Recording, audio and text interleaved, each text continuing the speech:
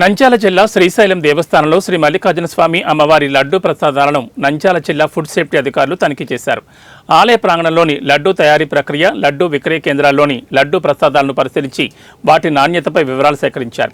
ఇటీవల దేవస్థానంలో లడ్డూ తయారీకి వినియోగించే నెయ్యి, ఇతర పదార్థాల శాంపిల్స్ని హైదరాబాద్ ల్యాబొరేటరీకి పంపించినట్లు ఫుడ్ సేఫ్టీ అధికారులు తెలిపారు. అలాగే దేవస్థానం పరిధిలోని గణేష్ ఫుడ్ కోర్ట్ హాట్లోని ఆహార పదార్థాలను తనిఖీ చేశారు.